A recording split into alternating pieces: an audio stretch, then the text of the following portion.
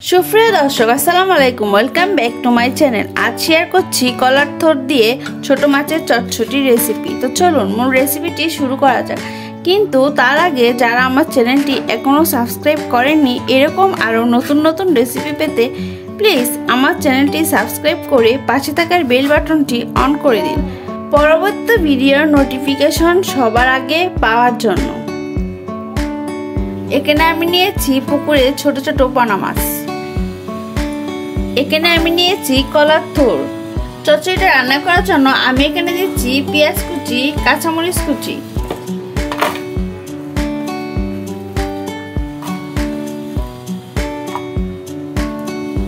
তারপর দিয়েছি পরিমাণ মতো লবণ। এখানে আমি দিয়ে দিচ্ছি হলুদের গুঁড়া, তারপর দিয়ে দিচ্ছি গোটা কয়েক জিরা। সবগুলোকে আমি একত্রে মাখিয়ে নিচ্ছি হাত দিয়ে।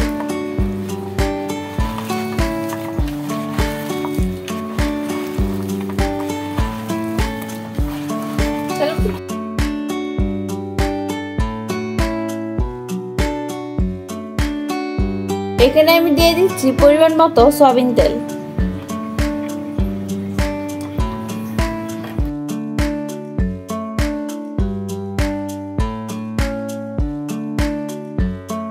এখন আমি কলার থোড়টা দিয়ে ভালোভাবে হাত দিয়ে মেখে নিচ্ছি।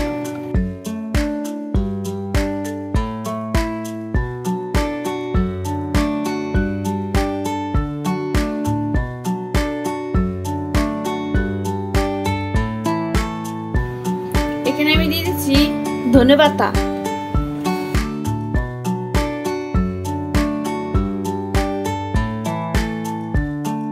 তারপর এখানে আমি মাছগুলো দিয়ে দিলাম,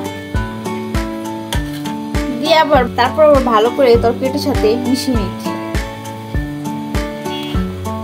এই কলার থোড়টা কিন্তু শরীরের জন্য খুবই উপকারী।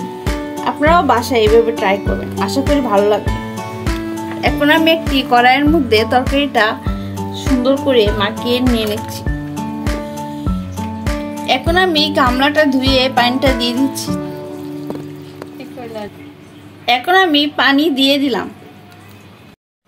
এখন আমি ঢাকনা দিয়ে কড়াইয়ের মুখটা ঢেকে দিলাম। ঢাকনাটা খুলে দেখে নিচ্ছি, চচ্চড়িটা কিন্তু হয়ে গিয়েছে। এখন পরিবেশন করে দেখাবো। আজ এই পর্যন্ত, পরবর্তীতে কোনো নতুন ভিডিও নিয়ে আসবো। সেই পর্যন্ত সবাই ভালো থাকবেন, সুস্থ থাকবেন। আল্লাহ হাফেজ।